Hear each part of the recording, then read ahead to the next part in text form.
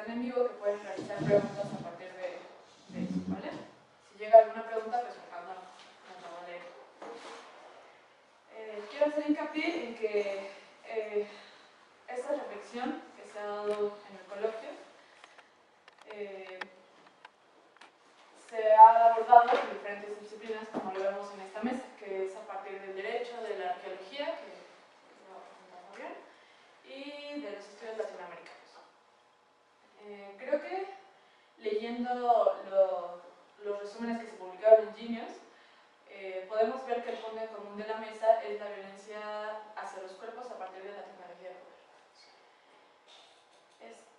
En esta mesa tenemos a 3 ponentes, uno que no ha llegado aún, pero tenemos al licenciado Alberto Montero, que va a presentar la ponencia de Franz Kafka, la colonia penitenciaria, el proceso de fetichización y la violencia en el ámbito teórico y práctico del derecho.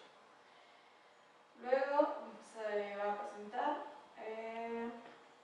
el maestro Escamilla Santiago, que nos va a presentar ortopedias del poder sobre los cuerpos del enemigo en la guerra interna de Perú. Y por último, si es que llega nuestro otro ponente, es el licenciado Javier Gutiérrez Gómez, que va a presentar un acercamiento a la arqueología contemporánea, análisis de la cultura material en el reclusorio preventivo varonil del norte de la Ciudad de México. Quiero recordarles que estas mesas no son solo ponencias, sino que va a ser una mesa de discusión. Entonces, si tienen alguna pregunta cuando el ponente esté exponiendo, se puede interrumpir o se puede interrumpir por medio de las preguntas que se realizaron, ya sea en Genius o en vivo. Y bueno, vamos a dar inicio a la primera presentación del licenciado Alberto Montero, que es profesor de Filosofía del Derecho en la Facultad de Derecho de la UNAM. Es licenciado en Derecho por la Facultad de Derecho de la UNAM y licenciado en Filosofía de la Facultad de Filosofía y Letras en la UNAM. Y es maestrante en Historia por el posgrado de Historia de la UNAM. ¿Damos inicio? Sí, por supuesto, muchas gracias, ¿no? Pues antes que nada, quiero agradecer a los organizadores de este seminario de Tecnología, Cuerpos y Violencia por la cordial invitación que nos han hecho llegar y compartir la mesa con ellos. Es un gusto con todos ustedes. Y el tema que propuse para que discutamos en este seminario tiene que ver con una forma de aproximarnos a la comprensión de lo jurídico, tanto en sus aspectos teóricos como prácticos, desde la literatura. Es decir, parte de algunos presupuestos, los comento brevísimamente, y uno es justo la literatura como una forma de aproximarnos a la comprensión de la realidad o de aquello que no resulta evidente en la realidad, ¿no? Porque en ocasiones perdemos de vista o no logramos visibilizar algunos aspectos que pueden ser como violencia institucionalizada, como pueden ser efectos negativos, es decir, conculcación, opresión, exclusión, etc. Pero que la literatura nos permite precisamente visibilizar, ¿no? Y en este sentido, quizá pudiéramos advertir que en ocasiones el discurso, digamos, teórico, sin tener, por supuesto, en ninguno de los casos la pretensión, puede devenir en un tipo de narrativa que reitero, sin proponérselo, no nos permita comprender algunos aspectos que están implícitos, tanto en la parte teórica como en la parte práctica, para el caso específico del derecho, ¿no? Es una suerte, por así decirlo, de mito, en el entendido de que es un discurso, es una narrativa que tiene toda la apariencia de ser perfectamente coherente, consecuente, aceptable. Sin embargo, detrás de ello hay algo que no se nos presenta, ¿no? que no se nos muestra. Y justo, digamos, esta visibilización de lo no evidente sería como una de las tareas que pudiéramos realizar, procurando aproximarnos a la comprensión del jurídico desde la literatura. Citando a un jurista italiano, Gustavo Zagrebelsky, él inicia una obra que se titula El derecho dúctil con la siguiente frase: lo verdaderamente importante en el derecho nunca es evidente, no está puesto, sino siempre está supuesto, ¿no? Es decir, lo explica el jurista diciendo, es decir, que habitualmente nos quedamos simplemente en la lectura de las leyes, pero quizá lo más importante no esté allí, como evidente, sino justo esté qué es lo que está detrás de las leyes, ¿no? Y ahí es donde podríamos encontrar o advertir algunas cosas que ahora procuraré visibilizar o mostrar, ¿no? Primero, podríamos partir de una acepción quizás simple de concebir al derecho como un orden normativo. Es decir, finalmente es una cuestión de reglas que tienen un carácter directivo, es decir, fungen como directrices de conducta. Se pretende con ellas reglamentar la actuación de cada uno de los individuos viviendo en colectividad y por ende se establece qué sea lo debido, qué sea lo permitido, qué sea lo prohibido y por ende cuáles sean las consecuencias que se produzcan, tanto a nivel de sanciones como también a nivel de premios, con el entendido de que la sanción puede ser un concepto complejo que implica no únicamente el castigo como privación de la libertad, sino también pecuniario como puede ser multa, pero al mismo tiempo puede poseer un carácter premiativo, ¿no? Y este orden normativo, digamos, en realidad es una forma de institucionalización del poder. El poder que en su sentido más simple puede ser comprendido como violencia o como capacidad de tener injerencia en la voluntad, decisión de alguien más, ¿no? Y que en este sentido la institucionalización del poder o de la violencia corre a cargo primordialmente del Estado, quien a través de sus instituciones pues se reserva en exclusiva las facultades de crear las leyes jurídicas, realizar funciones interpretativas, ejecutarlas, ¿no? Y aplicarlas, por supuesto, ¿no? Digamos, todo esto está en el contexto, por supuesto, de la creación del Estado y Derecho modernos, ¿no? Presupone todo este proceso bastante complejo y de varios siglos, donde finalmente se logra consolidar un Estado de Derecho en el entendido de que todos nos encontramos sometidos a las leyes, es el imperio de las leyes, ¿no? Cuando decimos todos, significa esto que también las autoridades se encuentran sometidas a la propia ley. Una vez que el legislativo crea las leyes, también los constriñe a su debido cumplimiento, lo mismo que a los jueces y lo mismo que a todos los particulares, ¿no? Diríamos que eso caracteriza a este Estado de Derecho y caracteriza, por supuesto, al derecho concebido como una forma institucionalizada del ejercicio monopólico de la violencia, ¿no? Por otra parte, también podemos comprender que cuando nosotros decimos derecho, no únicamente nos referimos a la parte fáctica, que son las normas, que son los procesos institucionalizados, llámense juicios, llámense procesos de creación de leyes, procesos de interpretación, sino que también nos referimos con ello al estudio que se realiza sobre todo ello, que habitualmente se denomina ciencia del derecho o jurisprudencia. Y este estudio científico del derecho tiene como propósitos primordiales, entre otros, pues dar cuenta de forma explicativa, racional, objetiva, descriptiva, valorativa, de lo que constituye su objeto de investigación. Particularmente el desarrollo de la ciencia jurídica pues ha estado vinculado con una de las corrientes filosófico-jurídicas más importantes del siglo XIX y XX, y parte de lo que va de este siglo, que es el positivismo o positivismo jurídico, sin menoscabar, por supuesto, aportaciones que han realizado otras escuelas como la filosofía analítica, ¿no? O como ha sido el realismo, particularmente el escandinavo, y que todo ello finalmente converge en esta explicación que se da sobre el derecho. Diríamos, sería como para ponernos en contexto de cuando decimos derecho, podemos entenderlo desde estas dos perspectivas, como las normas, como el sistema institucionalizado, o como el estudio que realizamos de este, ¿no? Puesto que en ambos podríamos encontrar implicaciones relativas a formas de violencia no visibles. Es por esa razón que me detengo a hacer esta distinción. Por otra parte, podríamos identificar por qué elegir a Franz Kafka, ¿no? Particularmente porque fue abogado, ¿no? Y fue un escritor que, desde mi punto de vista, en algunas de sus obras problematiza sobre aspectos éticos y por ende fundamentales, ¿no? Sin duda que, por ejemplo, recordando la lectura de la Metamorfosis de Gregorio Samsa, es un gran problema ético. Podría ser como la cosificación del propio Gregorio, ¿no? Sobre todo cuando ya no es reconocido como alguien perteneciente a la familia, e incluso se le separa y se le lastima, etc. Pero el cuento que elegí fue el de la colonia penitenciaria. Y el de la colonia penitenciaria porque los personajes pueden permitirnos establecer algunas comparaciones entre la parte jurídica, tanto en su aspecto fáctico como en su aspecto explicativo, y por supuesto el cuento, ¿no? La obra como tal.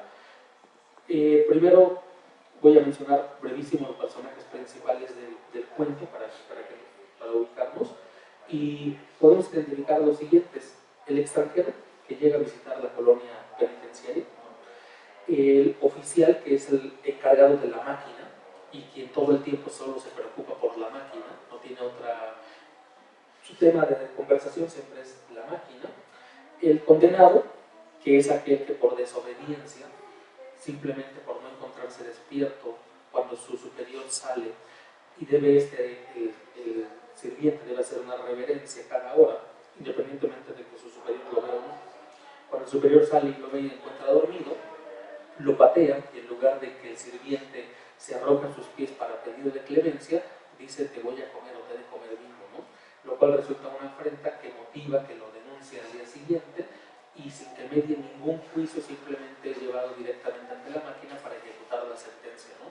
Que consiste en debes obedecer, ¿no? Y por otra parte, el guardia, que es el que acompaña en la ejecución de la sentencia al condenado, al oficial y al extranjero. Están, digamos, no son parte de no son personajes que formen parte importante de la trama, pero sí se hace referencia a ellos, el general fundador de la colonia. El oficial todo el tiempo se la pasa hablando del general fundador de la colonia y por supuesto también del nuevo general. El general fundador de la colonia, quien estableció todas las reglas que hasta el momento el oficial se hace cargo de que se apliquen. Y fue el creador de la máquina, y fue el creador de las sentencias y de todo el sistema penitenciario en general, ¿no? Por otra parte, el nuevo general, quien está en contra, pero no totalmente en contra, puesto que permite que siga funcionando la máquina, aunque no le simpatiza. Y por supuesto, a mi juicio, el principal personaje de toda la trama, que es la máquina, ¿no? La máquina que ahora veremos en este parangón que realice, con quién podemos identificarnos, ¿no? Decía hace un momento que en la trama de la historia podemos identificar que existe lo que pudiera sin duda o a todas luces admitirse una sentencia completamente injusta, ¿no? Podría ser formal, o sea, podría ser legal si las reglas que en la colonia penitenciaria existen establecen que sin que medie juicio alguno, sin que haya posibilidad de defenderse, simplemente por que alguien, un superior, formule una acusación, de inmediato se procede a la ejecución de la sentencia. Si las reglas así lo establecen, entonces diríase que formalmente es correcto. En el cuento, legalmente es correcto. Sin embargo, parece que tenemos severas dudas respecto de que esto sea justo, de que sea, correcto desde un punto de vista incluso moral, ¿no? Y con ello, sin duda que nos saltaría de inmediato que el no haber mediado juicio, simplemente haber creído en la palabra de su superior, trae consigo la ejecución de una sentencia que va a producir un efecto en contra del condenado que le causará la muerte, puesto que llevado a la máquina y echado a andar esta, inscribirá sobre su dorso las palabras debes obedecer, lo cual le causará a la postre la muerte, ¿no? Es decir, toda la trama parece estar precisamente orientada a mostrarnos lo injusto que puede ser. ¿La injusticia siempre va a estar vinculada a la violencia? No necesariamente, ¿no? Digo, pero en el caso que yo menciono, sí está vinculada a la violencia, puesto que el hecho de que la máquina inscriba una sentencia sobre el dorso del condenado y que ello le cause la muerte, sin duda que resulta una violencia y una violencia directa al cuerpo, ¿no? que es el caso del condenado, ¿no? ¿Sí? Y por otra parte, pues por supuesto existe conculcación para el caso del condenado y expulsión. Recordemos que en el cuento ni el condenado ni el guardia que acompaña al oficial y al extranjero comprenden la conversación, los diálogos. El oficial y el extranjero conversan en francés sin que ninguno de los otros pueda comprender absolutamente nada de la conversación. Son literalmente excluidos de la misma, ¿no? Por ende, jamás se enteran de las observaciones que el extranjero realiza, quizá un tanto por tedio, un tanto por interés, respecto de que el oficial insiste demasiado en la máquina y el extranjero comienza a dudar de si ese procedimiento deba o no realizarse, ¿no? A grado tal que el oficial en algún momento le pide que cuando sea interrogado por el nuevo general a cargo de la colonia penitenciaria, conteste con evasivas, porque ello significaría que continúase todavía el funcionamiento de la máquina. Y el extranjero dice: yo no puedo ni influir en favor ni en contra, es más, me voy a retirar, ¿no? Me voy a ir apenas amaneciendo. Pretende deshacerse de cualquier compromiso que ello le implique, ¿no? Bueno, vamos a regresar ahora a lo que procuro es ahora establecer alguna relación, y para ello voy a partir de dos presupuestos que podemos identificar en el ámbito de lo jurídico. Por una parte, cuando quizá digamos derecho, podríamos convenir en que podemos observar que hay contenidos ético-materiales, es decir, las reglas que se dirigen a reglamentar aspectos fundamentales de la vida de los seres humanos implican aspectos ético-materiales. Ejecutar una sentencia, para el caso del cuento, es siempre producir una consecuencia para alguien más. Esa consecuencia puede ser privativa de la libertad. Privar la libertad de alguien es sin duda una implicación ética, ¿no? Pero ejecutar la sentencia, como en el caso del cuento, que consiste en escribir esta frase en el dorso que le causará la muerte, sin duda que es una forma, vaya, por excelencia, de transgredir a esa persona, ¿no? Y de hacerlo con total uso de violencia, lo cual nos llevaría a replantearnos desde el punto de vista del contenido sobre si efectivamente debería o no permitirse que la máquina ejecutara esa sentencia, o siquiera si se permitiese que existiese un procedimiento tal como lo plantea en el cuento Kafka, ¿no? Si esos son los contenidos, digamos, ético-materiales, quizá tampoco debamos perder de vista que ha habido problemas que se han discutido, digamos, desde que tenemos noción en la literatura occidental.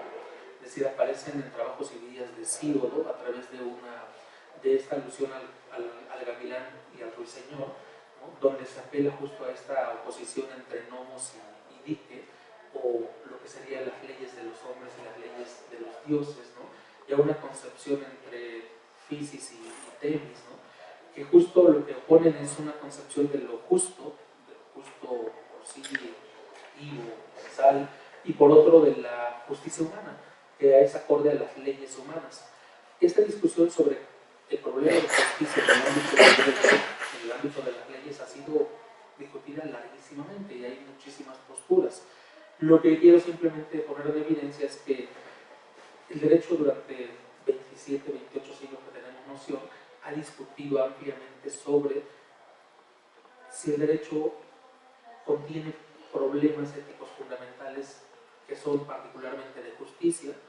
Entonces el derecho debería estar orientado a la realización de la justicia, o debería tener un fundamento en alguna concepción sobre lo justo, y a partir de ello se creen las reglas que constriñan el cumplimiento, la realización de las acciones, y por ende toda acción que se realice coincida con la forma en cómo se concibe lo justo, ¿no?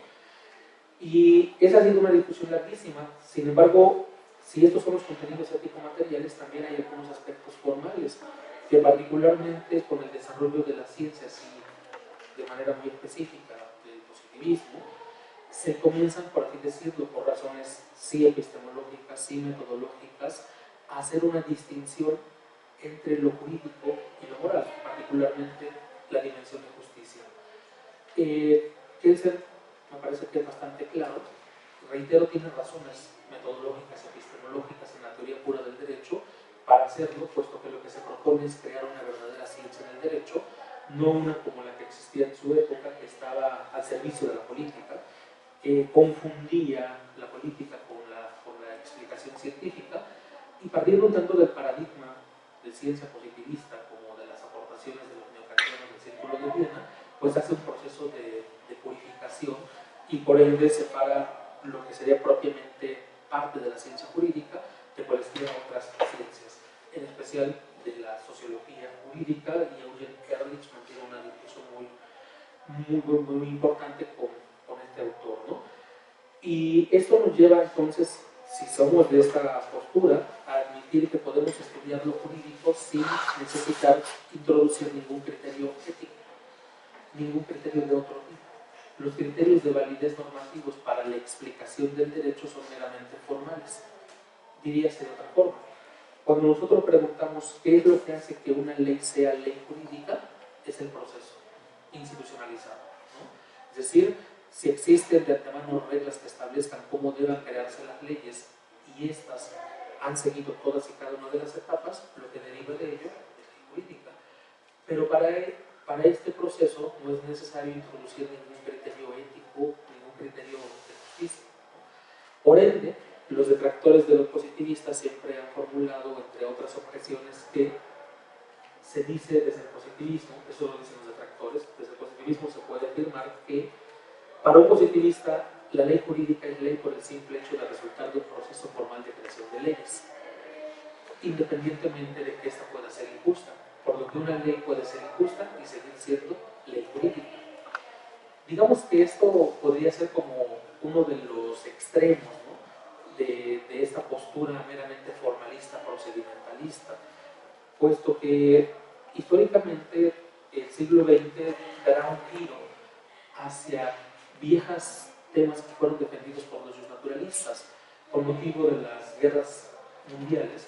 Se da un giro y alguien paradigmático al respecto fue Gustav Rampl, quien siendo positivista, bueno, se reorienta hacia el naturalismo justo porque ve la necesidad de reintroducir algunos de los grandes temas que el naturalismo había discutido largamente. Debíamos poner un límite, debíamos establecer, por así decirlo, un criterio ético que guiase la creación de leyes. Y es a lo que hoy en día, por ejemplo, no quiero decir que hoy en día están inventados, sino que hoy en día todavía discutimos, que son los derechos humanos, ¿no? Es decir, que los derechos humanos fungirían justo como este criterio orientador, en el entendido de que estos, en su gran mayoría, si no es que todos, derivan del derecho natural, han sido parte del derecho natural, y se les concibe como un límite que orienta la praxis no solo del legislador, sino sobre todo del operador jurídico, de los jueces. Lo cual implicaría, entre otras cosas, lo siguiente, que no toda ley es meramente forma, sino que también posee contenidos, ¿no? Y que esos contenidos son primordialmente ético-materiales, ¿no? En tanto que los aspectos meramente formales pues, pueden quedar para cuestiones administrativas. Sin duda que hay gran diferencia entre, uno, cómo vamos a reglamentar el funcionamiento de una institución, sus leyes orgánicas, y otro sería, ¿cómo vamos a reglamentar la libertad de expresión? Es decir, en el último de los casos, estamos en presencia de un derecho fundamental, de un derecho humano, en el otro estamos meramente en una cuestión procedimental. No veo ningún problema en que las reglas meramente administrativas puedan transformarse sin que existan propiamente límites, en tanto que los otros pues, deben mantenerse a salvaguarda, ¿no? Los derechos primordiales son los derechos humanos. Bueno, llegado a esto, creo que podríamos regresar a tratar de vincular tanto el cuento como lo que hemos dicho sobre el derecho. Perdón, no sé si vas para allá, pero entre esta discusión entre formalistas, bueno, la ejecución de la ley, ¿no?, entre los formalistas y los que asumen cierto contenido ético, le llamaste así en relación con la justicia, y al momento de meter la máquina en la colonia penitenciaria, ¿estás suponiendo que la máquina, digo, yo sé que vas para allá, pero ya me ganaron las ansias. Sí, estás afirmando que el procedimiento maquímico, vamos a llamarlo así, sería como puramente institucional y formal en la colonia penitenciaria. Sí, puede ser una de las formas en cómo se entiende. De hecho, se podría sí, exactamente. ¿Y lo asumirías? Lo asumiría como, digamos, una forma no consciente de contribuir al sostenimiento de un sistema que está orientado o que desafortunadamente produce consecuencias negativas, ¿no? Pero que no resultan ser evidentes para quienes son los responsables del funcionamiento de la máquina. Es decir, sí, que recuerdo también estas discusiones sobre, por ejemplo, el régimen nazi, ¿no? Claro. Por ejemplo, en Eichmann, ¿no? Claramente es Eichmann, ¿no? Porque tenemos muchos pruebas, documentos sobre ello, que él asumía que aunque era el jefe de transportes del RAI, él no había matado a nadie personalmente, ¿no? Entonces les brindaba de alguna manera, digamos, a la discusión sería institucional o maquínica, o sea, que fuera una máquina, ¿no? De muerte. Entonces, pero ahí la discusión, digamos, en el fondo, que nosotros hemos, digamos, lo hemos señalado, ¿no? Si la máquina en verdad puede ejercer injusticias, ¿no? Que están en la cuestión de alma. No, y un poco está señalando para allá, ¿no? Porque ese es como campo problemático de eso. Es decir, el funcionamiento de una máquina podría producir violencia y luego injusticia, o sea, es decir, sí, si te atropella un carro, pues claro que es un acto de violencia, pues, pero el auto te atropelló, es decir, en términos conceptuales, ¿no? Digamos, y también que tiene repercusiones como la práctica del derecho, por otro lado, ¿no? Que es un poco creo que lo que te interesa, que acarrea muchas cuestiones conceptuales. Pero no sé si, o sea, es decir, ¿hay una relación entre el funcionamiento maquínico y el ejercicio de la justicia? Me parece que sí. Si puede identificarse desde los dos puntos de vista que he dicho hace un momento, desde el formal y desde los contenidos ético-materiales, y lo abordé de la siguiente forma, ¿no? Teóricamente, el positivismo, digamos, se ha esforzado por concebir al derecho como un sistema cuasi autopoyético, cuasi autosuficiente, en el entendido de que operativamente cerrado, puesto que posee los recursos para poder complementarse si es que no previese la solución a algún problema, ¿no? Pensémoslo de esta forma. ¿Qué ocurre cuando no existe una disposición jurídica aplicable a un caso concreto? Bueno, la explicación teórica es que para eso existe la institución creadora de leyes. Por lo que, si bien es cierto que los casos no se pueden resolver retroactivamente, sí se pueden resolver una vez que las leyes estén establecidas, ¿no? También se puede proceder por razonamiento analógico, por mayoría de razón, etcétera, para tratar de encontrar una solución dentro del propio sistema normativo. Lo cual nos indica que, al final de cuentas, sí hay esta disposición a pretender que el sistema puede encontrar la solución para todo. Y esta forma de solución sería no violentar. Esa solución no. Recordemos que finalmente, en el fondo, las leyes son una forma de violencia institucionalizada, ¿no? De poder que se ejerce legítima y monopólicamente. Y de ahí creo que la respuesta para todos los casos podría ser más o menos igual. Lo que pretendo es que, consiguiendo el funcionamiento de este sistema normativo, justo como un sistema casi operativo cerrado, pues podríamos admitir que difícilmente puede presentar deficiencias o puede presentar fallos, ¿no? Y si las presentase, las podría solucionar porque posee los recursos para ello. Con ello, implícitamente estamos admitiendo que casi puede funcionar por sí solo, ¿no? Claro, los operadores están detrás de él, ¿no? Es decir, si no hay operadores en el entendido de que no participen los legisladores, de que no participen los jueces, etc., pero en tanto que ellos forman parte de las instituciones y realizan su labor cotidiana, en realidad también están contribuyendo al funcionamiento del propio sistema. Es decir, cada quien con su labor diaria contribuye a que esto funcione, ¿no? Y desde ese punto de vista, digamos, sistémico, es posible, no lo afirmo, simplemente es posible que alguien, sin proponérselo, sin que jamás haya tenido la intención en absoluto de que su praxis cotidiana produzca consecuencias negativas, es decir, que sean de violencia para alguien más, porque no se percate de ello, puede estar ocurriendo, ¿no? Es decir, sin percatarse de ello, porque no lo logra visibilizar, simplemente porque no es evidente. Es decir, uno realiza su labor cotidiana todos los días y ¿qué de malo tiene en ello? No tiene absolutamente nada de malo, justo porque lo que no logramos ver es el funcionamiento en su conjunto, el cual tampoco tiene la intención, ni tiene, no fue hecho para producir esos efectos negativos, pero puede estarlos produciendo, ¿no? Y allí, cuando si visibilizamos lo que está detrás de, podríamos descubrir algunos aspectos que quizá nos volviesen conscientes y nos podríamos cuestionar respecto de, ¿estamos en verdad contribuyendo al sostenimiento de esto que no estoy de acuerdo con cómo funciona? ¿sí? No sé Si quieres, para cerrar, nos puedes decir de qué manera nos puedes dar un ejemplo de que esta visibilización de violencia que se ejerce en el derecho podría ser aplicable. Sí, por supuesto. Bueno, yo creo que en el caso mexicano, digamos, los derechos humanos que constituyen un paradigma que viene a reordenar, reorganizar, reorientar el funcionamiento del sistema normativo jurídico en su conjunto, nos ha dado la oportunidad justo para poder visibilizar esos aspectos, ¿no? Recordemos que ya no únicamente son derechos para el caso individuales, sino que también podemos hablar de derechos colectivos o derechos culturales, ¿no? Que pertenecen a los grupos, comunidades que pueden ser indígenas, que poseen una identidad, que poseen, vaya, un arraigo no solamente físico, sino en general, ¿no?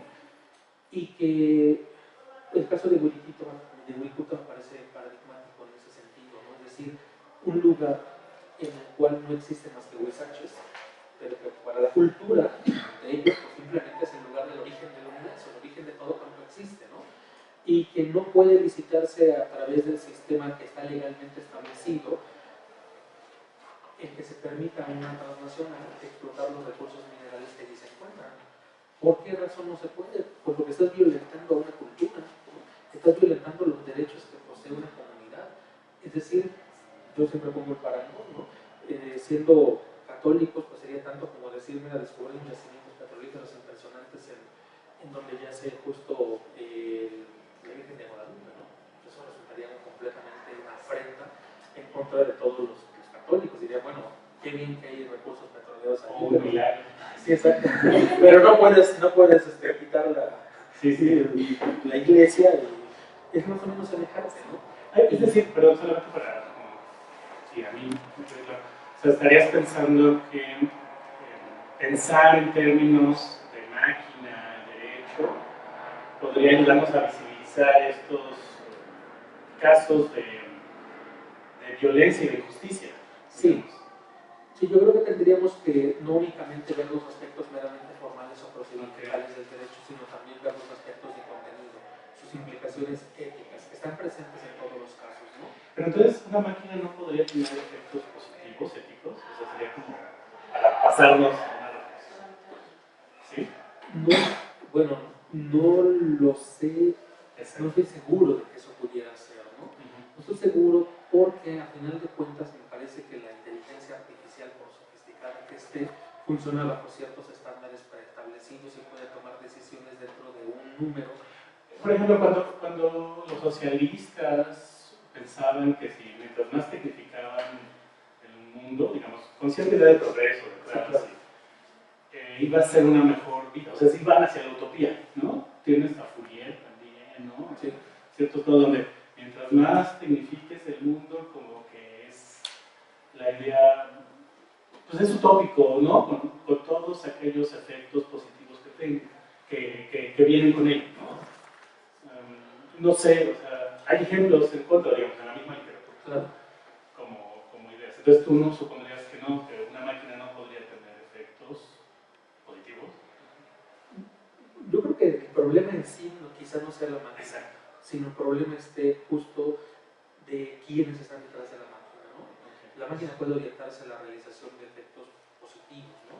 Que produzcan consecuencias no gravosas, pero si la intención de quienes están detrás es que no se logre eso, sino algo distinto, creo que ahí está más que nada el problema. ok, muchas gracias. ¿Alguna otra pregunta? ¿Alguien quiere señalar algo? Pelearse innecesariamente. Claro. Al final nos peleamos innecesariamente. Sí. Bueno, pues entonces, Sí, claro. Sí.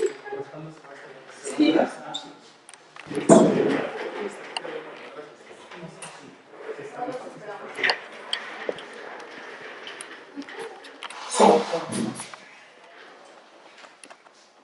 Mientras, ahora nos va a presentar el maestro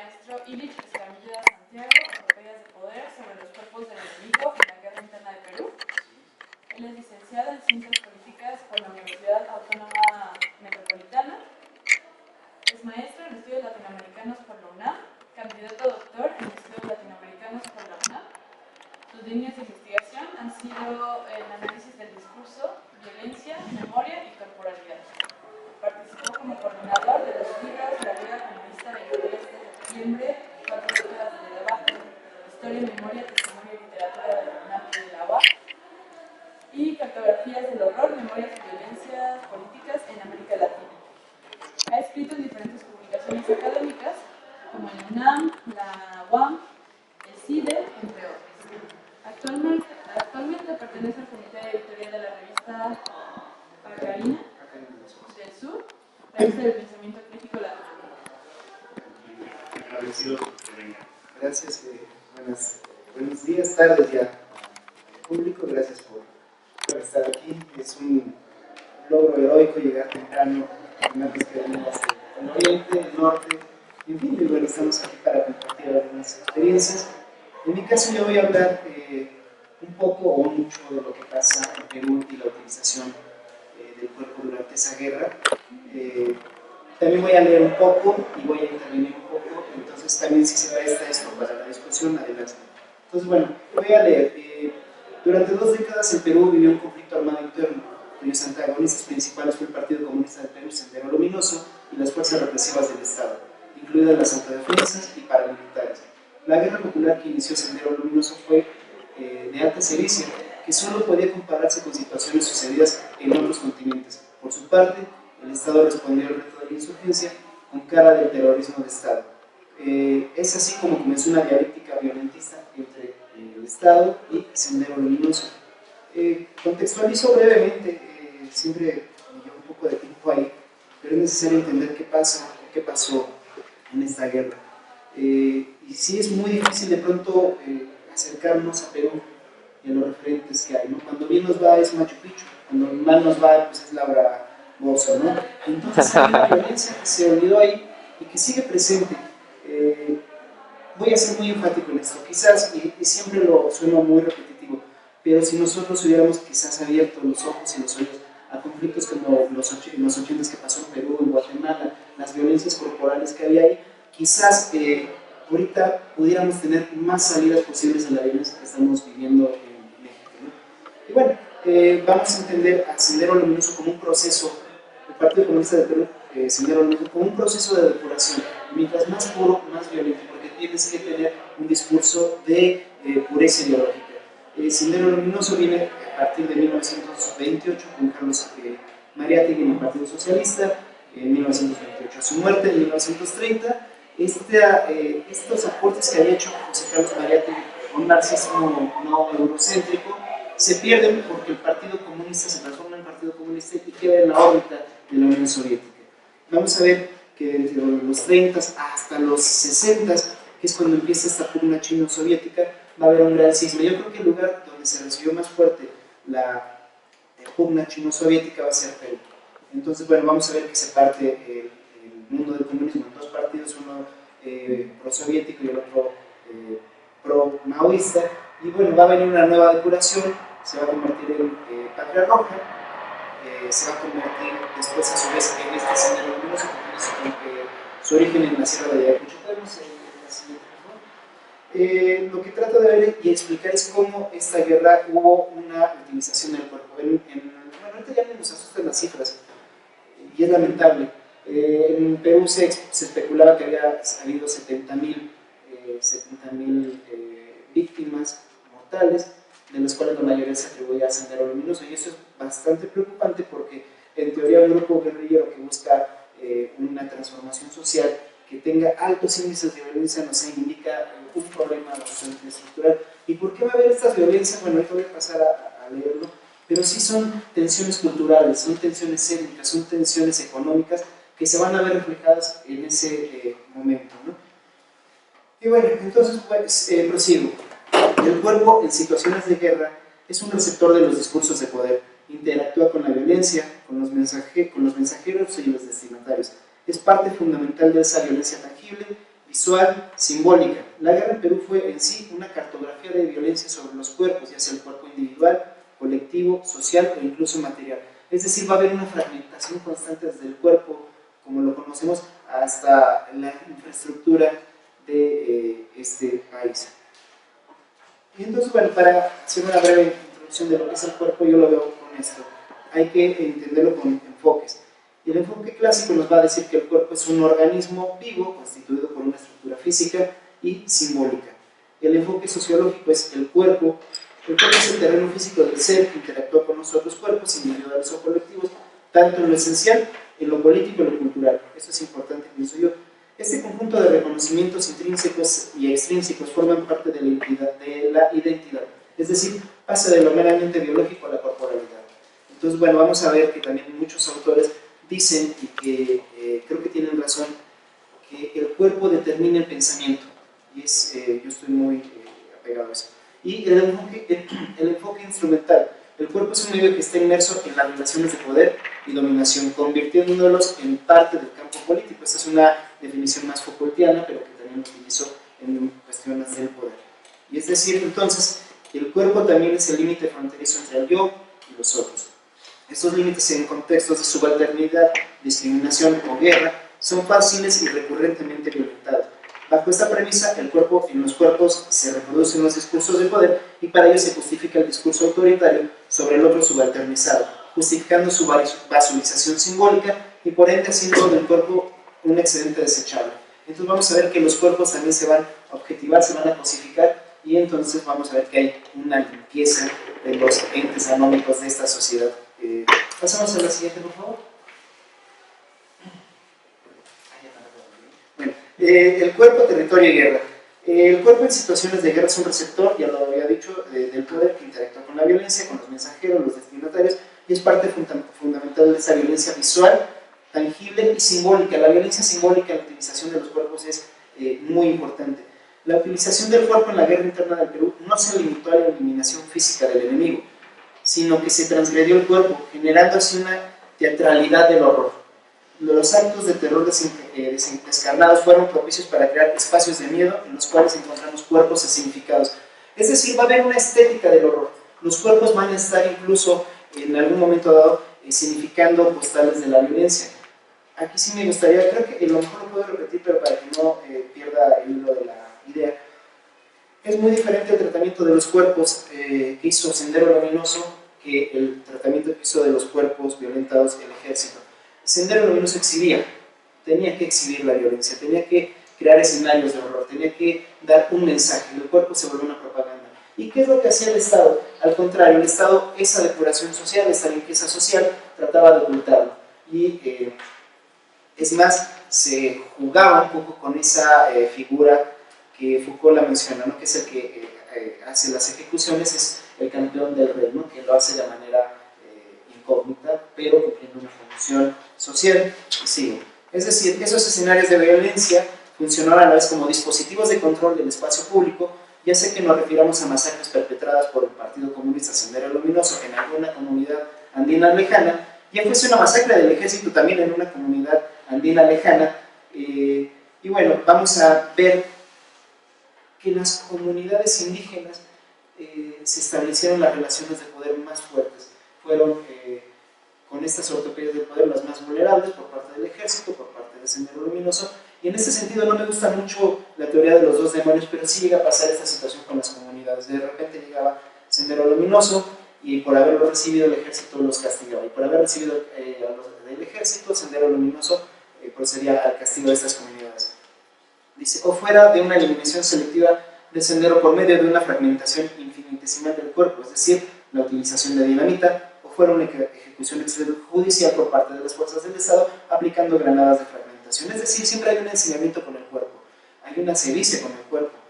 En un contexto, o mejor dicho, en esta escenografía de guerra, encontraremos que el tratamiento para los cuerpos amigos contendrá un respeto, una glorificación, un sepulcro, mientras que los cuerpos del enemigo se profanarán hasta la máxima expresión.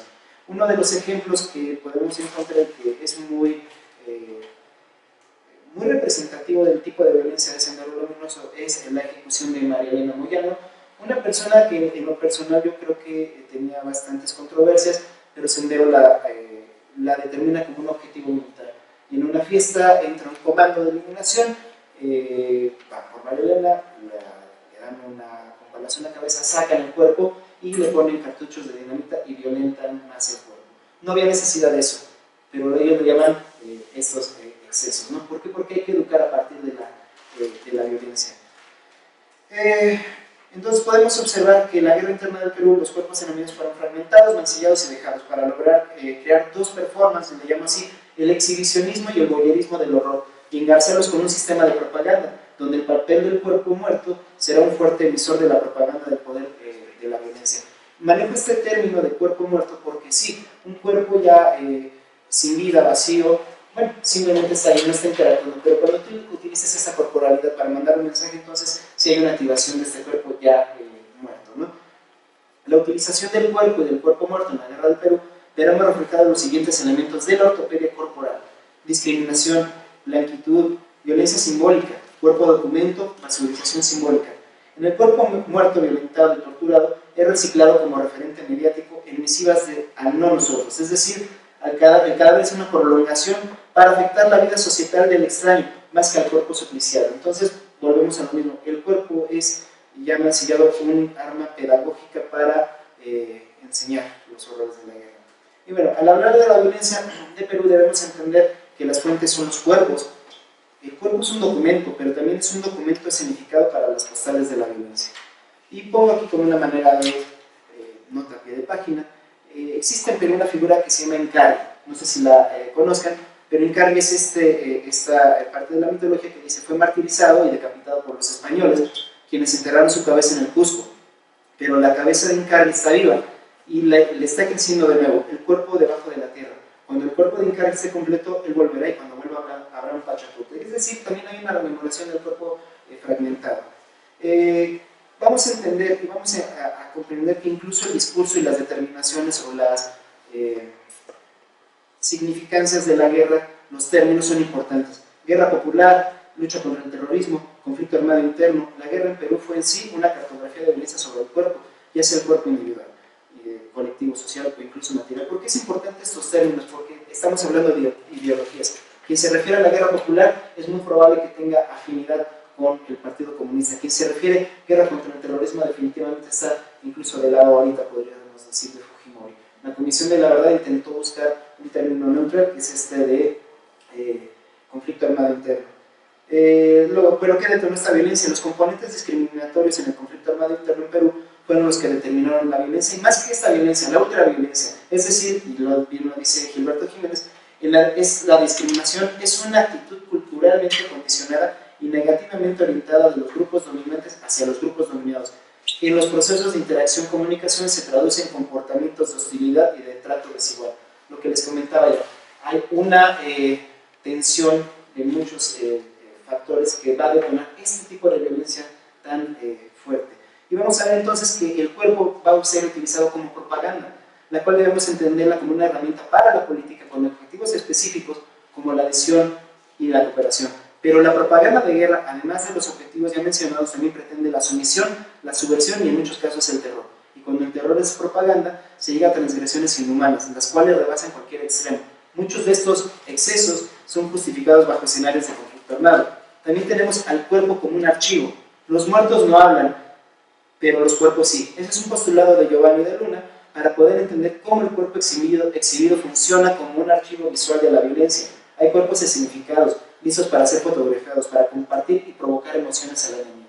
Esto creo que lo tenemos muy claro nosotros ya como mexicanos al ver todos estos tratamientos corporales hacia los enemigos de uno u otro cargo. El voyerismo de la violencia. El cuerpo muerto no solo se exhibe, se disfruta mostrar a los demás la ortopedia del poder. El cuerpo es el receptáculo del discurso del poder, la transgresión en sí de un espectáculo de la violencia obedeciendo a la estética del horror. Y por último, este término a mí me gusta mucho, que es de la peruana Lucio Silva Santisteban, que es la basurización simbólica, que explica que es un neologismo que adjetiva la deshumanización del otro, objetizarlo y desecharlo. La basurización, por lo tanto, es un proceso, un accionar y una relación con algún objeto o sujeto, e implica un grado de pasividad del objeto o sujeto que se negaría si pudiera a convertirse en desecho. Entonces también estamos viendo que ya no nada más se cosifica, incluso se tiene que basurizar, y el discurso de la basurización es importante. ¿Qué hacemos con la basura? Se limpia.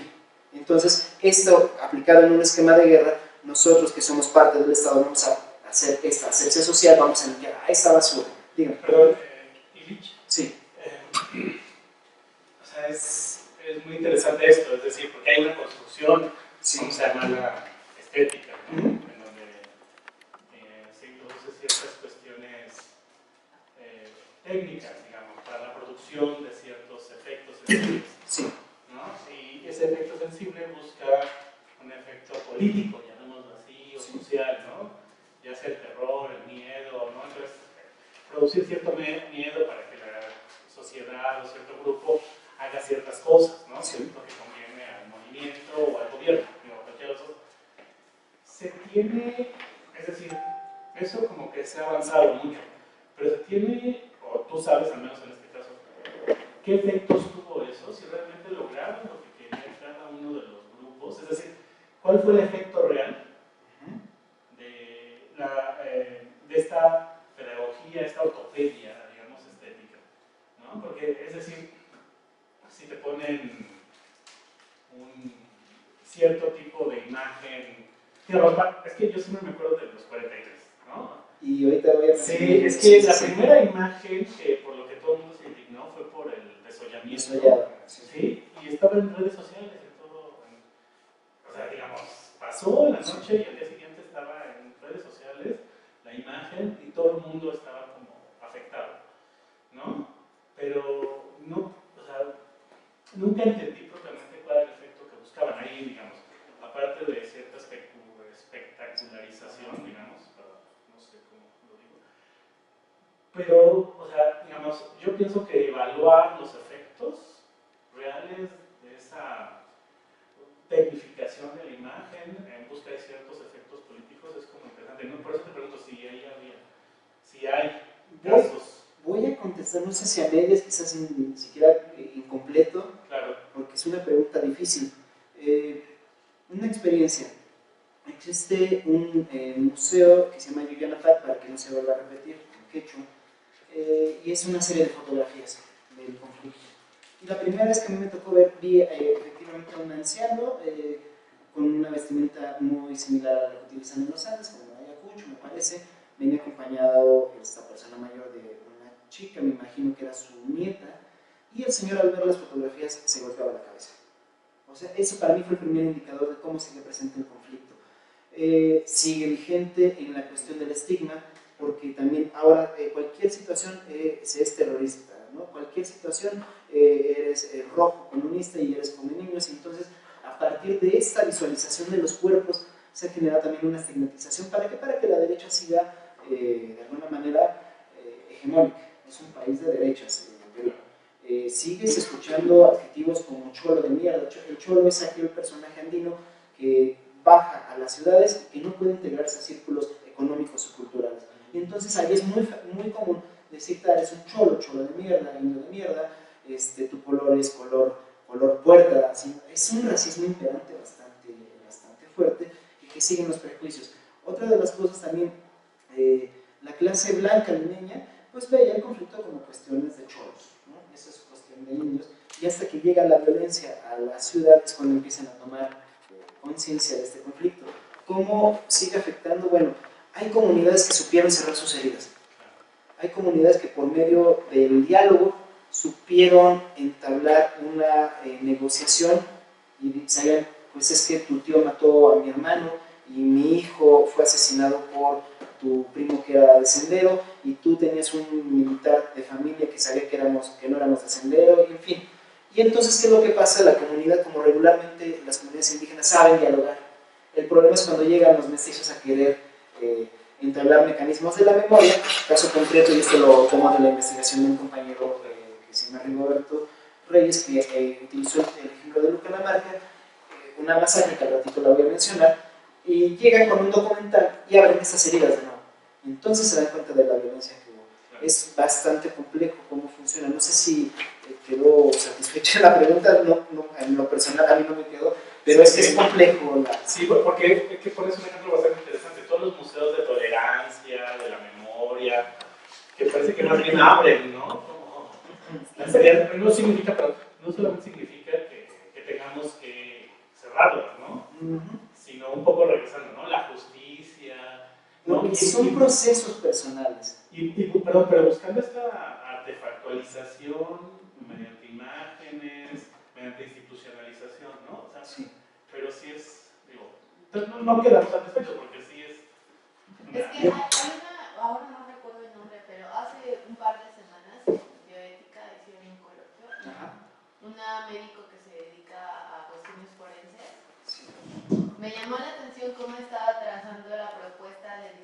exhibición sobre la fotografía de muertos, Ok. y se refiere a la Ciudad de México, ¿no? Ya. Porque era como interesante que decía que la fotografía forense estaba ciertamente influida por la fotografía periodística, ¿no? Sí.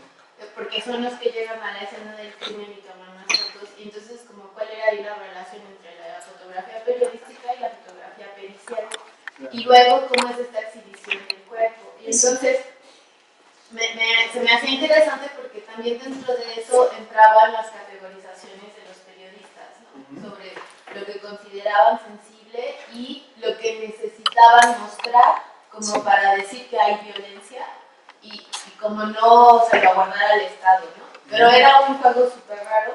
Lo que me pareció interesante es que la forma en la que ella está planteando las cosas no es una solución, pero llevamos muchísimo tiempo pensando en esta normalización de la violencia a partir de la revista Alarma, el gráfico, el metro, etc. Pero a mí me llama la atención justo es cómo se toma la foto incluso, ¿no? O sea, como la parte estética de la fotografía con la intencionalidad de lo que tú quieres causar y cómo eso de alguna manera dependía de la sensibilidad del mismo periodista, ¿no? O sea, como, que es un poco lo que está diciendo Barra, ¿no? O sea, cómo estos documentales, o sea, cómo esta parte de narrarlo, ¿no? Como con la fotografía, con el documental o como con el museo, es como muy extraño. Me complejiza mucho lo que dices porque también lo pienso bastante. He tenido la oportunidad de dar clase a alumnos de ciencias de la comunicación, hablamos de esto, ¿no? Bueno, ¿hacemos o no? ¿Exhibimos o no? ¿De qué manera? Yo creo que tenemos un problema ético en los periódicos porque yo creo que sí debe de existir este documento, pero no puedes exhibirlo con pedacerías también de cuerpos femeninos, es decir, también estás haciendo una banalidad y por eso tenemos esos grados de violencia. Puedes tener un destazado aquí y el cuerpo de una mujer acá, eso no puede ser. Entonces yo creo que ahí debe de haber un manejo de la imagen. Yo he tenido también algunas expresiones en estas charlas, porque es un tema que manejo recurrentemente, y aprendí a dosificar la imagen, porque la pregunta era constante, ¿para qué la estás exhibiendo? ¿Para morbo o para qué? Y entonces, bueno, yo tenía una respuesta que no la tenía bien acabada y que quizás adelante en las conclusiones que tenía de por qué exhibirlo. Porque depende del tratamiento de la exhibición. En este caso, exhibir este tipo de violencias, ¿qué va a hacer? Una, va a desmitificar a la guerra, la heroicidad de la guerra. Porque, bueno, cuando los militares hablan, no, nosotros fuimos la lucha contra el terrorismo, ok, pero ¿y usted qué hizo? Yo combatí a los terroristas, sí, pero pues también descuartizó, también mató. Y entonces yo creo que esta exhibición, quizás un poco dosificada o un poco mejor manejada, nos permite eso, desmitificar la heroicidad de la guerra. La otra creo que también exhibir y denunciar, porque mucho, vuelvo a lo mismo, no es lo mismo el tratamiento del cuerpo que hizo Sendero con sus víctimas que el Estado las invisibilizó. Sí, pero ahí creo que la discusión fuerte, o bueno, es cómo, o sea, es decir, cómo se artefactualiza y se muestra en un espacio visible, ¿no? O sea, la dosificación, lo que llamas dosificación es eso, propiamente, o sea... Los lugares de memoria están interviniendo en eso. No sé si sea la mejor solución. Claro. Pero al menos creo que es un paso, porque si vuelvo a, y algo que me llamó la atención que dijo el compañero, y creo que estamos también en la misma línea, la invisibilización de la violencia en muchas formas. En este caso fue invisibilizar la violencia, ¿qué haces? Pues exhibirla, ¿no? No es lo mismo en qué forma lo vas a exhibir, bueno, con los lugares de la memoria, ¿cómo lo tratas? No sé, eso ya es un debate a seguir, ¿no? Entonces, bueno, prosigo para explicar las imágenes. Sí, y para ok. Bueno, entonces, no sé si me alcance el tiempo. ¿Cuánto tiempo tengo? Como 10 minutos, 5, 5. Entre 10 y 5 son 7, entonces vamos a minimizarlo. La transgresión del cuerpo del otro se vuelve una arena de lucha armada y simbólica. El cuerpo en la guerra entre el Estado y Sendero pasó a ser un lugar donde se recrean los discursos de poder, pero también donde se produce entendiendo el poder como una realidad discontinua, desuniforme y heterogénea. Mientras el Estado hacía la profilaxis social con lo que consideraba excedente, Sendero Luminoso siguió la estrategia de exhibición de la violencia por medio del cuerpo como una herramienta simbólica. Cabe señalar que en Perú va ligada la idea de blanquitud con la ideología dominante y eso también impregnó los niveles de la sociedad y las violencias. La guerra popular que Sendero Luminoso libró contra el ejército o contra el Estado, dejó ver las tensiones existentes de las violencias. Hay más de 100 masacres. No me gusta manejar ni números porque eso banaliza incluso a las víctimas, no es una falta de respeto a las víctimas, pero creo que hay para los efectos de nuestra exposición, como las más representativas. En este caso hablaba de la exhibición. ¿Podemos regresar a la anterior? Ok, esa. La exhibición del cuerpo. A la izquierda vemos un ajusticiado, alguien que no estaba de acuerdo con Sendero Luminoso. Muchas veces eran asesinados o ajusticiados por una célula de Sendero por simplemente pertenecer a un cargo de gobierno. Incluso hasta carteros fueron asesinados, ¿no? Y se tenía que exhibir el cuerpo con una cartulina, que bueno, esa imagen tampoco ya no es nada ajena, ¿no? Así mueren los soplones, bla, bla. Si los familiares querían hablaba de eso, del tratamiento del cuerpo de los enemigos, querían darle un sepulcro, corrían la misma suerte. Entonces el cuerpo se tenía que quedar escenificado en la Plaza Mayor. Y lo que vemos acá atrás es otra masacre, pero esta masacre la realizó el ejército. Como vemos, es un tratamiento diferente. Es una fosa donde encontraban los cuerpos en una quebrada. Entonces, mientras uno exhibía, el otro ocultaba. ¿Podemos pasar a la siguiente? Lucanamarca, lo que platicaba. Sendero Luminoso, en una acción militar, llega a esta zona de Lucanamarca, en Ayacucho, en la Sierra Sur Central, y ajusticia a más de 30 personas, utilizando ni siquiera armas, son cuchillos, machetes, armas punzocortantes. Los testimoniantes cuentan que a los hijos o a las hijas se les obligaba a matar al tío, en fin, ¿no? Es una masacre bastante fuerte. Y del otro lado tenemos la masacre de Sopos. Hay una fiesta, se va a pedir la mano de una mujer en la comunidad, se hace esta fiesta y todos van en conjunto a pedir su mano. En el trayecto se encuentran al ejército y como había toque de queda en la comunidad, se los secuestra, los lleva a una quebrada, los asesina de forma con armas de fuego, pero también les avienta estas granadas. Lo que vemos es que ya no es ni la novia, es la viuda antes de casarse, porque encuentra el cuerpo de su prometido ahí. Son tratamientos de la violencia diferenciada, pero también hay algo que entender. Sendero no es un grupo de loquitos, ¿no? La violencia es racionalizada. Nunca hay que entender este tipo de violencias como un acto irracional, al contrario, la racionalización de la violencia. Entonces vamos viendo que conforme van teniendo acciones, van a haber respuestas.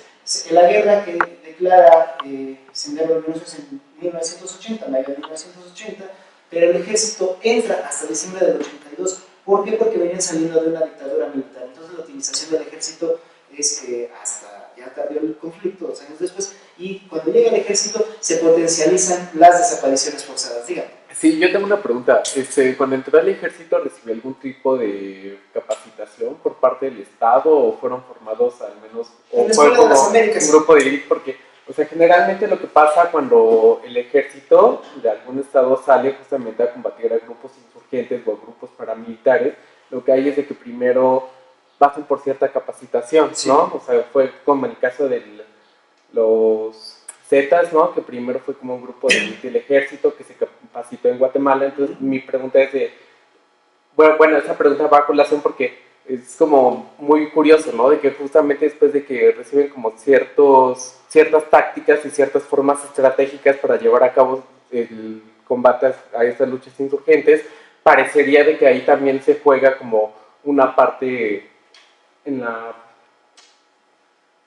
como nuevas formas de guerra que se llevan a cabo, en el cual justamente parecería de que también el cuerpo entraría como una cuestión fundamental, sobre todo para el amenazamiento de los grupos insurgentes, ¿no? O como una forma de advertencia, y que generalmente este tipo de agrupaciones tienen un corte paramilitar, ¿no? Sobre todo por la forma en la que llevan a cabo estos métodos de violencia. Hay dos cosas. Una, sí, están entrenados en las escuelas de las Américas. De hecho, metí esa foto porque sale un militar lleno de sangre y descuartizando un perro. El perro está colgado y, bueno, es el clásico entrenamiento de la escuela de las Américas para salvarnos del malvado comunismo.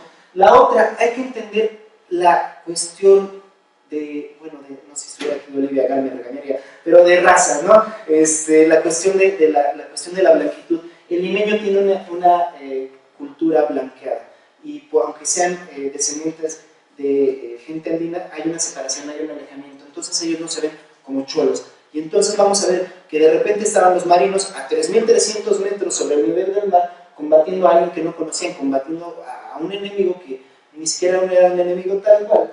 Y va a haber esta cuestión del racismo. El racismo va a ser muy fundamental en la violencia en Perú. ¿Podemos pasar a la siguiente, por favor? Canto Grande, Tarata y la Cantuta. Esos son tres hechos relacionados. Cuando yo hablaba también de la fragmentación de los cuerpos individuales a los sociales. ¿Qué es lo que estamos viendo aquí? Ya Fujimori es un dictador. Fujimori ya está utilizando el terror dosificado, ya no es ese terror como con Alan García, que se expandía, no, ya es quirúrgico. Y entonces, bueno, hay un motín en el penal de Canto Grande y quien entra a someterlos es el Grupo Colina, grupo paramilitar que negaba a Fujimori, que por cierto ha de estar pasando bastante bien sus días porque está esta cárcel domiciliaria, pues es un asesino, es un genocida, pero bueno, por un supuesto cáncer está en la cárcel. Él negaba, Montesinos negaba también la existencia del Grupo Colina, y los que se meten a la cárcel de Canto Grande, francotiradores disparándole a todos los que eran de la dirección del Partido Comunista. Esto va a generar también como una respuesta, un atentado terrorista por parte del Sendero en la calle de Tarata.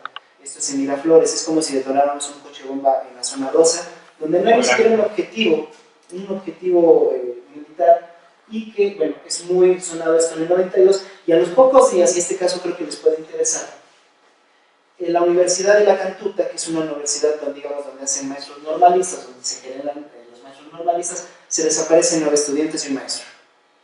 Y los desaparecen. Y los meten en fosas comunes, escondiéndolos, tratan de calcinarlos. Es muy parecido al ejemplo que pasa con los 43 de Ayotzinapa. Incluso, dicho sea de paso, las víctimas de la Cantuta han abrazado solidariamente la situación de los 43. Yo creo que lo que pasó con los 43 abrió nuevamente estas memorias en Guatemala, en El Salvador, en Perú, que esta utilización del cuerpo.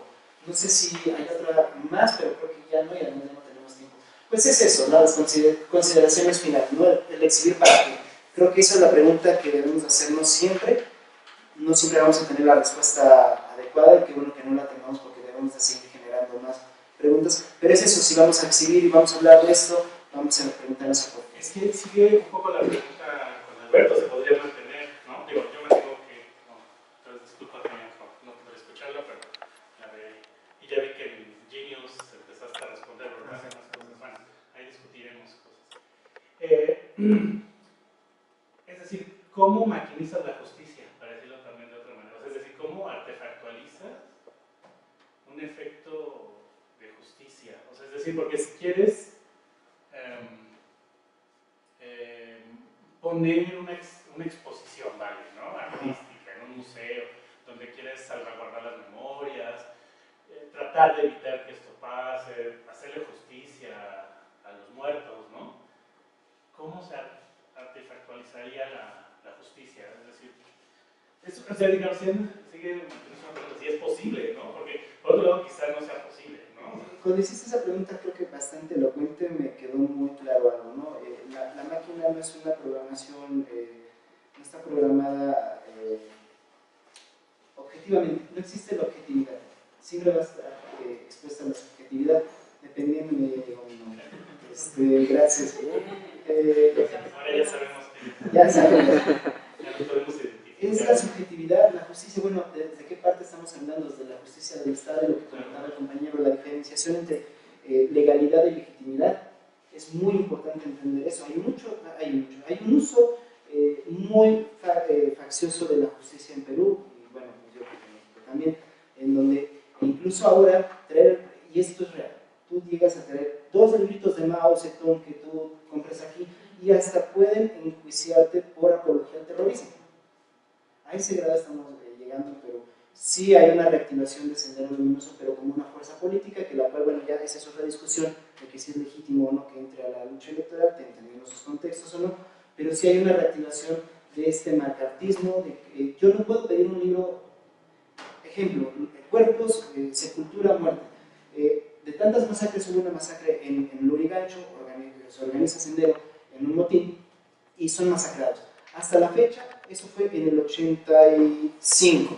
Hasta hoy día, hasta el año pasado, nada más dieron 8 cuerpos de, están pasando más de 30 años.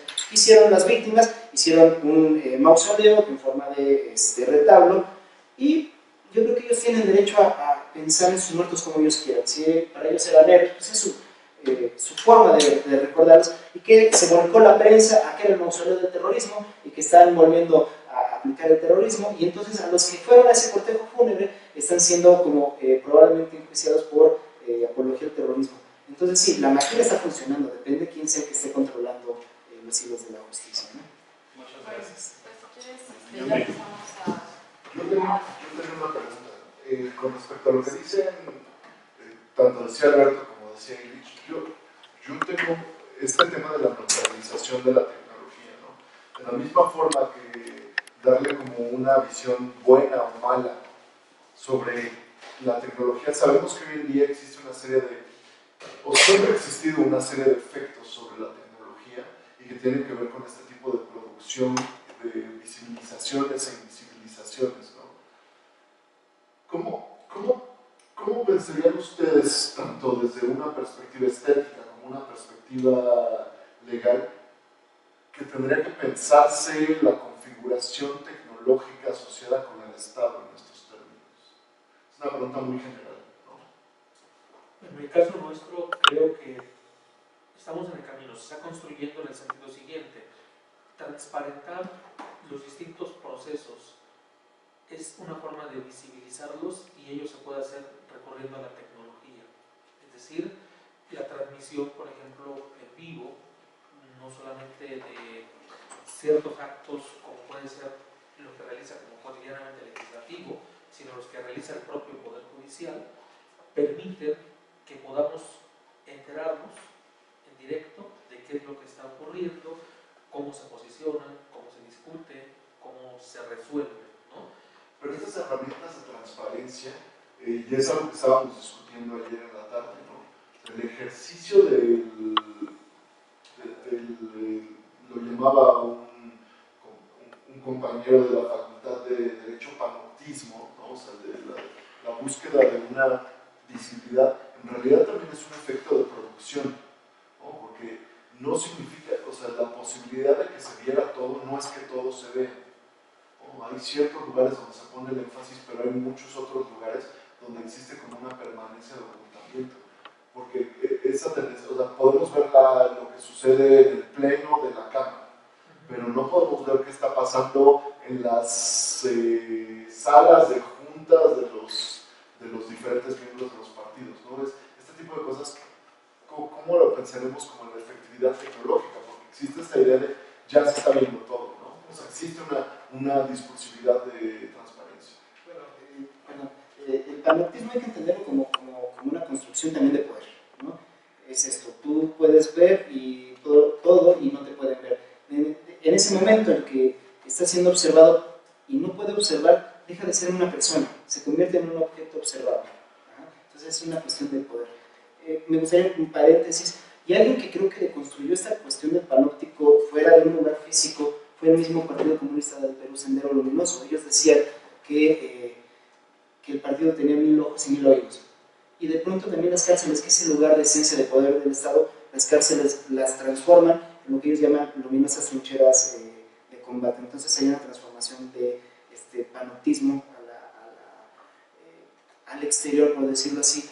Y bueno, yo creo que la diferenciación, no sé si vaya por ahí la respuesta, es que el panóptico clásico teórico de Foucault está pasando a otra dimensión, a otro nivel. Antes el panóptico era algo impuesto, ahora es una exhibición de esto, ¿no? Y mientras más exhibido sea tu vida cotidiana, entonces va a ser mejor la visualización de la banalidad, por decirlo así. Sí, pero esos también son ejercicios de producción, ¿sí? ¿no? O sea, no constituyen una exposición de un tú en una efectividad real en el mundo, ¿no? Yo creo que sí, en parte. Yo creo que sí hay una yoicidad, por decirlo, en esa construcción. No es tan virtual, pero ¿qué estamos haciendo? Pero ¿no? ¿cómo entiendes tú esa construcción del yo? Porque, digamos, decir sí o no puede ser se puede acelerar rápidamente entre un lado y el otro. Ah, él todavía tiene... Sí. Dime. Pues, por eso ya le estaba dando la razón. Como era el tercero en la lista, yo pensé que ya había acabado. Sí, me perdí. Si quieres, ahorita le seguimos. Oh.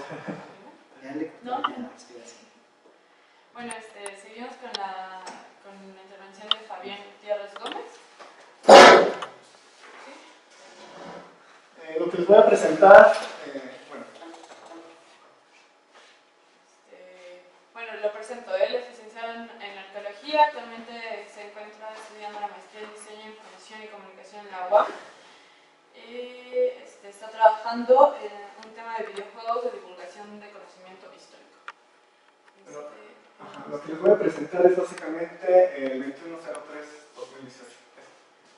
Por favor. Y cualquier. Sí, PDF. Es un trabajo que realicé para la tesis de licenciatura en arqueología, que es básicamente arqueología contemporánea. Lo que me impulsó a estudiar el reclusorio norte, más allá también de el cambio paradigmático y la interdisciplina, fue también la pertinencia de que la arqueología también tiene que servir, más allá de decir lo bonito que son las pirámides y la identidad cultural y todo esto. Y entonces, se podría decir que como consideré algunas teorías, desde la teoría de la ley de los medios, la semiótica de George Sanders Peirce también, y bueno, la teoría del hábito, también para entender este proceso de la cultura material que se vive en el reclusorio norte. La siguiente, por favor.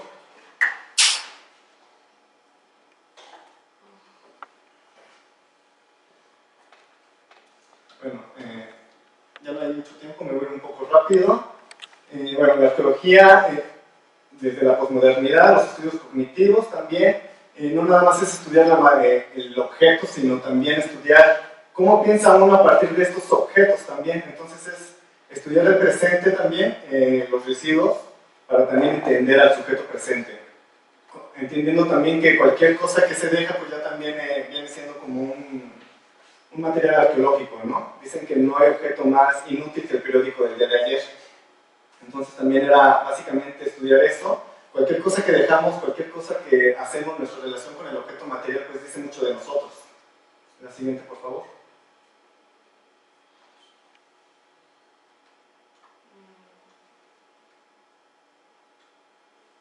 Bueno, los estudios cognitivos son como los estudios, o la base con la que yo también llevé a cabo este estudio, los estudios cognitivos y la cultura material. Yo comencé con la hipótesis de que la violencia se puede reproducir a través de los objetos. En este caso, si una persona, o en este caso un preso, ya era violento de por sí, eso hace que este objeto tenga una carga sísmica, por así decirlo, y se repite en el reclusorio norte, o en cualquier reclusorio, y se vaya reproduciendo la violencia. Esa es con la hipótesis que yo empecé. Yo, tanto por todos los medios, televisión, cine, libro, literatura, casi, uno siempre tiene la idea de que en el reclusorio es como que el infierno, puede ser que sí, y que se matan y todo eso, pero ya después, conforme fui llevando a cabo el estudio, me di cuenta que no era tanto así, no era tan polarizado, por así decirlo. La siguiente, por favor. Bueno, denominar lo que es la teoría del objeto es estudiar el objeto desde el sujeto y el contexto. Hay una relación ahí muy significativa, una de signos, que es nosotros le damos un significado al objeto. O sea, un cuaderno no puede ser lo mismo aquí como que en la prisión o en el reclusorio. Entonces, un objeto no es neutro, por así decirlo, sino que está determinado tanto por el sujeto como por el contexto. Y eso también se vio en los estudios que estuve realizando dentro del mismo reclusorio. Y la siguiente, por favor.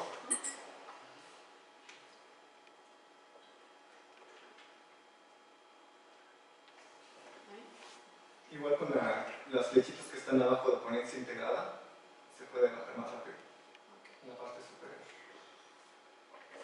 superior. Bueno, determinar lo que es el objeto también fue de suma importancia. ¿Por qué fue de suma importancia? Porque la arqueología se estudia mucho el objeto, pero muy pocas veces se cuestiona la naturaleza de ese mismo objeto, ¿no? Se da por hecho de que cuando uno descubre cerámica, pues ya empieza uno a interpretar y empiezan acá los arqueólogos con sus hipótesis, pero nunca se cuestionan realmente lo que es el objeto. Yo me basé en la información que puede determinar un objeto para que te signifique algo, ¿no? Entonces, por ejemplo, ahí lo dividí en 4, que es la cosa, el objeto, el artefacto y el producto. Cada uno es conforme tú vas obteniendo más información de esa cosa, ¿no? La cosa es algo que apenas lo puedes ver y apenas notas que está ahí. El objeto ya es cuando tiene un uso, más o menos determinado, pero todavía no bien específico. El artefacto ya es totalmente, ya tiene un uso, ya sabes para qué funciona, ya la información que tienes de eso ya es más plena, y el producto pues ya entra en este sistema social, ¿no? Fue lo que me basé para desarrollar como estas categorías y que me sirvieron un poco también para entender los objetos que hay dentro del reclusorio. La siguiente, por favor. Este es el marco teórico, la ley de los medios de McLuhan, la semiosis y el hábito. El hábito también lo vengo entendiendo desde que algo ya es, bueno, es esta teoría de la pragmática, ¿no? Un objeto, un significado ya tiene un uso, por así decirlo, ya tiene un conocimiento pleno cuando ya estás habitado a hacer eso, ¿no? Por ejemplo, las armas. Las armas sí tienen un significado ya tal cual que es matar, pero eso ya también está determinado por el hábito de que se va reproduciendo. O sea, ya ni siquiera lo piensas, agarras un arma y ¡pum!, disparas a alguien, ¿no? Es por así decirlo, la forma en que tú adscribes el significado de una cosa. La siguiente, por favor. La ley de los medios también la utilicé como una metodología porque, bueno, tuve complicaciones también dentro de la realización de esta investigación. Y es que como arqueólogo, pues también se van mucho los materiales, ¿no? Lamentablemente en el reclusorio norte no me dejaron tomar fotografías, recoger material, nada. Todo fue a base de entrevistas y, bueno, mi muestra de estudio fueron 26 presos reincidentes, que al final pues no fueron reincidentes, sino que ya me mandaron a todos los que fueran, porque, bueno, está un poco caótico ahí dentro de los reclusorios. Y, bueno, se les hizo varias preguntas. Una de estas preguntas a forma también de plática, porque la primera vez que lo realicé fue también como un proceso iterativo. La primera vez que lo realicé, sí se los pregunté así, ¿qué se desplaza o caduca con el nuevo órgano? ¿Cuál es el potencial de la inversión de la nueva forma? Pero, bueno, ni siquiera yo lo puedo entender así, mucho menos los presos, que muchos de ellos ya tenían como apenas la primaria o secundaria acabada. Y entonces todo eso fue a partir de un proceso de plática, que estuve ya con ellos, así como de compas. Y bueno, eso ya se fue sacando. Es la tétrada de McLuhan, ¿no? Entonces tenemos por un lado que cada nuevo objeto intensifica algo, desplaza a un antiguo objeto. Eso él lo toma mucho en consideración cuando estudia la imprenta, ¿no? O estas nuevas formas de comunicación. ¿Qué se recupera de antiguas acciones y cuál es la potencial de inversión de la nueva forma? Él lo toma mucho con estos medios de comunicación, pero también se puede aplicar a cualquier producto o cualquier objeto, ¿no? Esto también lo vi porque, bueno, McLuhan lo ve como estos procesos de cambio, ¿no? Desde la imprenta al teléfono o estos nuevos medios de comunicación con el internet, ¿no? No hay que ir a una visión tan macro, sino también a una visión ya un poco más personal, ¿no? Estas personas que estaban en libertad y cuando ya se encuentran en la cárcel y viceversa, cambia totalmente todas estas nuevas cosas, ¿no? Los objetos que ellos eran o tenían un uso diferente estando nosotros en libertad, cambian radicalmente ya cuando están en la prisión, ¿no? En la siguiente, por favor. Bueno, la semiótica de los objetos, que es el signo que también se va representando, se va reproduciendo el signo de los objetos. La siguiente, por favor.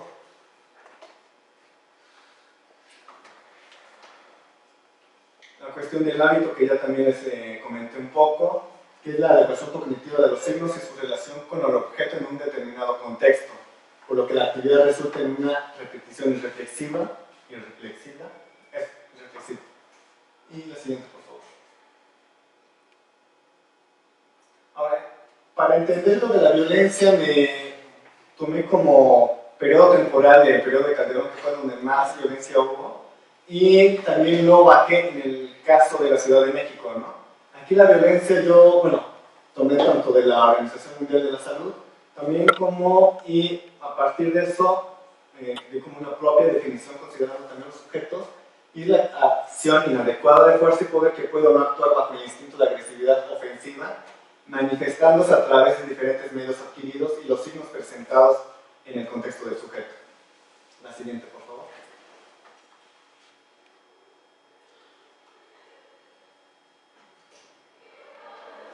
Estos fueron los contextos que yo consideré más importantes en ese periodo a nivel nacional: la masacre de Tamaulipas, el atentado al Casino Royal en Monterrey y, bueno, los asesinados en Veracruz, que los dejaron ahí a un lado de, bueno, en la carretera, donde también había un comercio importante, básicamente unas cuadras. Y en México, en la Ciudad de México, bueno, el disparo contra Salvador Cabañas y el arresto de Edgar Valdés Villarreal. Los tomé yo importantes esos dos porque fue cuando, antes siempre se nos vendía el mito de que el narco no existe aquí en México, ¿no? Que los cárteles no existen aquí en México. Fueron esos dos atentados los que dijeron, pues la verdad es que sí hay un cártel que operan en México, sí hay narcotraficantes y todo eso. En el otro aspecto también fue el siniestro de Luis Divine en el 2008, la captura de los Sudeco en el 2005 y lo de Zachary Snake, lo de esta persona que hirió gravemente a me parece que era a un portero. Ese yo lo consideré importante porque fue también cuando los medios, estos nuevos medios, en este caso Internet, YouTube, le hicieron como de justiciero, ¿no? Y gracias a estos nuevos medios fue cuando también esta persona pues fue como que aprendida, básicamente, ¿no? Si no hubiera sido por el Internet, por estas personas que estaban dando presión, pues no hubiera obtenido esa respuesta, ¿no? Y ya en una violencia ya un poco más, por así decirlo, como institucional, fue el cantón de Andrés Manuel López Obrador, la extinción de Luz y Fuerza y la toma de posesión de Enrique Peña Nieto, en donde también hubo varios revueltas. La siguiente, por favor. Bueno, ahora la cultura material de la violencia presenta una carga cínica y participa activamente en una semiosis, transformándose en una acción que genera contextos y por ende produce hábitos con relación a otros objetos. Aquí yo también considero a los objetos comunes con función polivalente, los artefactos con una funcionalidad específica, más abajo por favor, y los objetos que con una conceptualización general violenta, pero que se potencializa dentro de la prisión. En el primer caso obtenemos estos shites, como les llaman, son estas armas que obtienen y hacen casi de la nada. Un ejemplo casi muy común es poner un jabón dentro de un calcetín y eso ya funciona como pues, para pegar a las personas, ¿no? Artefactos ya con una funcionalidad específica, pues ya son las pistolas. Y objetos con una contextualización general violenta, pues también ya son como plumas, lápices, que ya dentro del contexto pues ya operan de una forma más violenta, ¿no? Lo siguiente, por favor. Bueno, esta fue la prisión de la ley de los medios, también fue una metodología, pues, dentro de la misma metodología que yo realicé, fue también hacer las tetradas con la prisión y con las respuestas que me daban los presos también. La siguiente, por favor.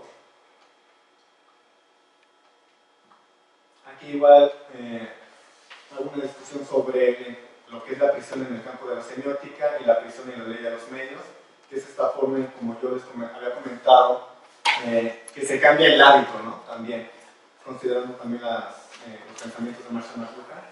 La siguiente, por favor.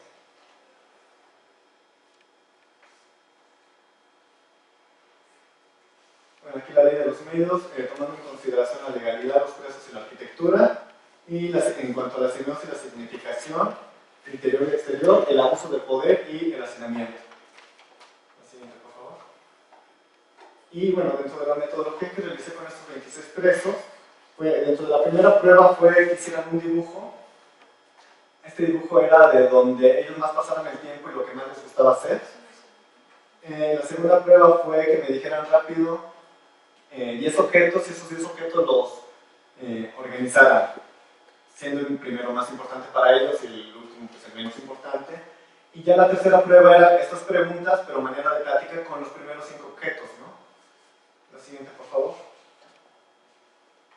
Eso deben de ser unos GIFs, pero como es PDF no sale. Eran los 26 dibujos que me realizaron los presos. Muchos de ellos sí los utilizaron color, nada más llevaba 3 colores, los básicos, por así decirlo. Y muchos dibujaron así espacios también de manera aislada. Muchas veces, me parece que nada más fueron como 5 personas las que se dibujaron así ellos, y 2 o 3 muy felices nada más, los demás como que medio tristones. La siguiente, por favor. La segunda prueba, pues, estos objetos que más mencionaron los presos. También no nada más los objetos, sino también los conceptos. Conceptos como comer, y objetos como agua, hojas, conocimiento, silla, etc. Cada uno de ellos pues también con una significación muy diferente antes y después, bueno, antes y ahorita como cuando estaban en la prisión. Aquí cabe resaltar que en ese entonces pues sí me faltaba un poco más de metodología, ahí nada más hice unas sumatorias y interpretación. Yo creo que sí era necesario pues también ampliarlo con estas nuevas técnicas de procesamiento del lenguaje natural. La siguiente, por favor. Y bueno, ya la tercera prueba, que fue esto de la ley de los medios, considerando, bueno, silla, televisión, libro, mesa y ropa, con un valor jerárquico de la suma de cada uno de los presos que repetían esas palabras y el lugar que también que los ponían ellos o lo jerarquizaban.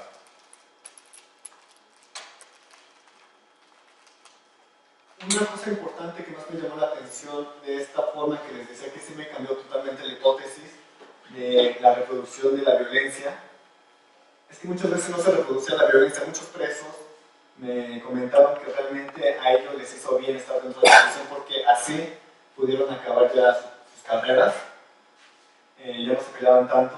Igual también la muestra fue muy pequeña, la verdad, pero pues también sirve para contrastar esta hipótesis que tenía, ¿no?